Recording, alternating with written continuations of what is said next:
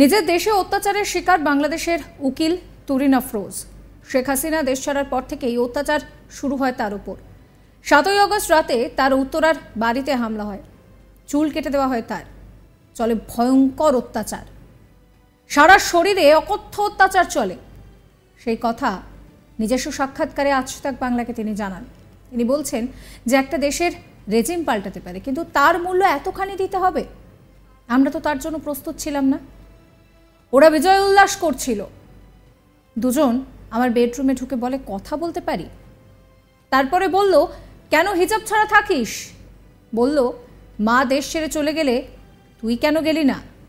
বলল তোকে দেশের কাছে সত্য কথা বলতে হবে। আমায় আটকে রাখলো, নজরদারির মধ্যে রাখা হয়, বলে হিজাব পরতে হবে। আমি মেয়ে আর কাজের মেয়ের জন্য খুব চিন্তায় ছিলাম। সব বাড়িতেই রীতিমতন তারা ঢুকে অ্যাটাক করছে, হিন্দুদের ওপরে অ্যাটাক হচ্ছে, আওয়ামী লীগের সদস্যদের ওপরে অ্যাটাক হচ্ছে। আমি ইন্ডিয়া আর অন্যান্য দেশের সঙ্গে যোগাযোগ করেছিলাম নিরাপত্তার জন্য। পরে ডাকাত পড়লে ওরা পালিয়ে যায়। আমার বাড়ি, লাইব্রেরি সমস্ত কিছু পুড়িয়ে দিয়েছে। আমি প্রতি মুহূর্তে ভয়ে আছি, কোনোভাবে দেশ ছেড়ে কোথাও যাব না। শোনাবো আপনাদের তার কথা। বাংলাদেশে আপনারা সবাই জানেন মাত্র 5 তারিখে রেজিম চেঞ্জ হয়েছে। একটা দেশের রেজিম চেঞ্জ হতে পারে, পলিটিক্যাল রেজিম চেঞ্জ হতে পারে, কিন্তু তার মূল্য এতখানি দিতে হবে আমরা মনে হয় তার জন্য প্রস্তুত ছিলাম না। 5ই আগস্ট যখন আমাদেরকে মিডিয়াতে জানতে পারলাম যে আমাদের প্রধানমন্ত্রী দেশ ছেড়ে চলে গেছেন, রিজাইন করেছেন, এরকম মিডিয়াতে বলা হলো, সারা বাংলাদেশে বিজয় উল্লাস করছিল এবং উত্তরা যেখানে আমি থাকি সেখানটাতেও এই উল্লাস চলছিল। সেখান থেকে মাত্র 8 জনের মতো ছেলে হঠাৎ করে আমার ম্যানেজারকে বলে তারা আসবে একটু সিসি ক্যামেরাটা দেখতে। তো সিসি ক্যামেরাটা দেখতে এসে তারা বলল আমরা হার্ড ডিস্ক এগুলো সব কিছু নিয়ে যাচ্ছি, আমাদের সময় লাগবে দেখতে। সে বাধা দেয়নি, কারণ বাধা দেওয়ার মতো অবস্থায় আমরা ছিলাম না। তাদের মধ্যে 2 জন তারপরে আমার বাসায় আমারই বেডরুমে এসে ঢুকে আমাকে প্রথমে বলে আপনার সাথে কি একটু কথা বলতে পারি? আমি একটু হতবাক হয়ে যাই, ভীত হই, কারণ আমার বেডরুমে এভাবে কেউ ঢোকে না। আমি জিজ্ঞাসা করলাম যে হ্যাঁ নিশ্চয়ই কথা বলা যাবে। তারপরে বলল ওরা দরজাটা লাগিয়ে, তুই এরকম হিজাব ছাড়া থাকিস কেন? তোর তো বয়স হয়েছে, তুই হিজাব করা উচিত না, তুই মুসলমান না, মুসলমানের মেয়ে না? আমি বললাম হ্যাঁ আমার হিজাব করা উচিত। তারা যা বলছিল আমি এগ্রি করছিলাম। তখন আমাকে বলল তোর মা শেখ হাসিনা, এবং গালিগালাজ করছিল খুব নোংরা ভাষায়, তোর মা শেখ হাসিনা দেশ ছেড়ে গেল, তুই গেলি না কেন? তো আমি বললাম আমার মা তো আমাকে নিল না। বললো তোর বাপ মোদির কাছে গেলি না কেন? আমি আমার বাপ মোদি তো আমাকে ফোন দেয়নি যে আসো, তাহলে আমি যেতাম, কি করব, আমাকে তো রেখে গেল। তারপরে তখন তারা বলল যুদ্ধ অপরাধের যে ট্রাইব্যুনাল ছিল সেই ট্রাইব্যুনালটা একটা প্রহসন ছিল, তুই স্বীকার করিস তো, তুই এগ্রি করিস তো? তা বললাম হ্যাঁ আমি এগ্রি করি। বলে সব তো মিথ্যা সাক্ষী এবং সাক্ষ্য দিয়েছিস, তো তার জন্য তুই দেশের কাছে মাফ চাইতে হবে, আর তুই সত্য কথাটা বলবি লাইভে এসে। তা বললাম যে লাইভে এসে এভাবে কিভাবে বলবো? বললো আমরা একটা কাগজ দিব। তা বলছি না, কাগজ দিয়ে আমি কোনোদিন কোনো লাইভ করি না, আমি কখনোই স্পিচ দিই না, এটা কেউ বিশ্বাস করবে না।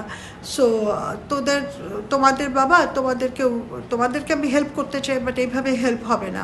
তারপরে ওরা পরদিন সকাল 10টা এর মধ্যে আমাকে আটকে রেখেছে। আমরা কোথাও বের হবো কি? আমাদের গেটের সামনে লোকজন দাঁড়িয়ে থাকতো, আমার বেডরুমের উপরে চোখ রাখছে, তো যাওয়ারও কোনো জায়গা নেই। আমি 3 তলায় থাকি আমার বাসায়। তারপরে তারা বলল এর ভিতরে যারা ফোনও করেছে আমরা কাউকে বুঝতে দেইনি, বিকজ আমরা জানি না যে আমরা আসলে কি করবে আমাকে নিয়ে। এরপরে তারা পরদিন বলল ভিডিও করা হবে, যে লাইভ হবে না ভিডিও হবে। তা বললাম ভিডিও যদি করবা তাহলে আবার চুলগুলা কাটলা কেন? এরকম চুল চেহারা নিয়ে কি ভিডিও করলে কেউ বিশ্বাস করবে যে আমি নিজে স্বেচ্ছায় এই কথাগুলো বলছি? তারপরে ওরা বলছে যে হিজাব কর। বলছে যে 2 দিন আগেও আমার ফেসবুকে ছবি আছে যে আমার মাথায় কাভার নেই, হঠাৎ 24 ঘন্টা না যেতে ডেতে আমি এরকম করলে এটাও তো বিশ্বাস করবে না। আচ্ছা ঠিক আছে, তোমাদের যে স্ক্রিপ্ট আছে আমাকে দাও, আমি মুখস্থ করি, আমি প্র্যাকটিস করি, আর তোমরা আমাকে জানো কী হবে। বেসিক্যালি আমি তাদের কাছ থেকে সময় কিনতেছিলাম। আর আমার মেয়েটার জন্য আমি খুব ওয়ারিড ছিলাম। আমার 16 বছরের মেয়ে আমার সাথে থাকে, আমার কাজের মেয়ে, তার 25 বছরের একটা মেয়ে অবিবাহিত, তার জন্য আমি ওয়ারিড ছিলাম। আমার বাসায় দুটো হিন্দু পরিবার ভাড়া থাকে।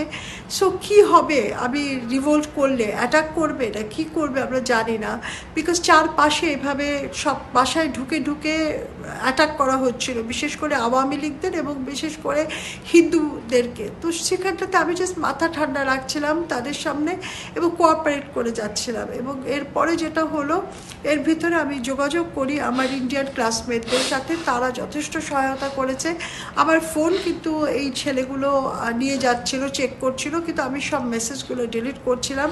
আমার অস্ট্রেলিয়াতে, আমার শ্রীলঙ্কাতে, আমার যে ফ্রেন্ডসরা আছে আমেরিকাতে, সবাই যে যার জায়গা থেকে মেসেজ দেওয়ার চেষ্টা করছিল যে আমার প্রোটেকশনের জন্য। কিন্তু ওয়াকার সাহেবের সাথে ওনাকে কন্ট্যাক্ট হয়েছিল, আমাকে বলা হয়েছে যে 6 তারিখে উনি বলেছেন 24 ঘন্টা পার হোক, তার আগে আমরা কিছু করতে পারবো না। এরপরে 7 তারিখেও ভিডিও করার কথা ছিল এবং 7 তারিখের পরে ওরা রাতে যখন ডাকাত পড়লো এলাকাতে, তখন তারা আর পালিয়ে গেল। এরপর থেকে আছি আমরা। 8 তারিখে ভেবেছি ওরা আসবে, আসেনি, এবং এখনও পর্যন্ত ওরা আর ফেরত আসেনি। কিন্তু হয়তো আমি যে খবরগুলো এরপরে পাচ্ছি বা যোগাযোগ করছি এলাকাতে, আমার এলাকা জলঢাকা, আমার জলঢাকার বাসা পুড়িয়ে দিয়েছে। আবার মুক্তিযুদ্ধ, আমার করা মুক্তিযুদ্ধ পাঠাগার, সেটাকে পুড়িয়ে ছাই করে দিয়েছে। আমার বাসায় কিচ্ছু নাই, আমার বাবার শেষ স্মৃতিটুকুগুলো সেগুলো কিচ্ছু নাই সেখানটাতে। সো সেখানে হিন্দুদের উপরে লুটপাট চলছে, হিন্দুদেরকে মারছে, তারা ফোন করছে। আসলে আমি এত অসহায়, আমি তাদেরকে কি সাহায্য করতে পারি?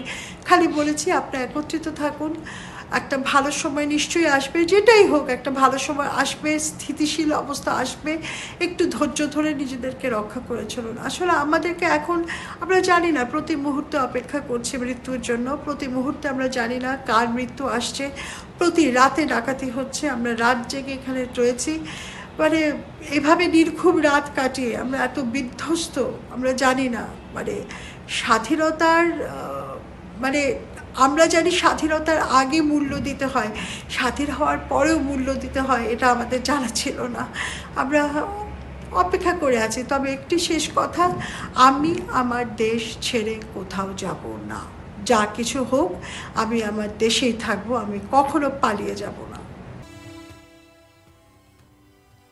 প্রসঙ্গত, তরিন আফরোজ বাংলাদেশের একজন আইনজীবী, যিনি ৭১-এর আইন বিষয়ক সম্পাদক হিসেবে 2010 সাল থেকে দায়িত্ব পালন করে আসছেন। আইন উন্নয়ন, যুদ্ধাপরাধ আইন, আন্তর্জাতিক আইন ইত্যাদি বিষয়ে প্রচুর বইও লিখেছেন তিনি। এবার তিনি বললেন কি ভয়ঙ্কর ঘটনার মুখোমুখি হয়েছেন তিনি বলছেন রেজিম পাল্টাতেই পারে, কিন্তু তা বলে এত বড় পরিবর্তন, তার জন্য হয়তো তিনি প্রস্তুত ছিলেন না।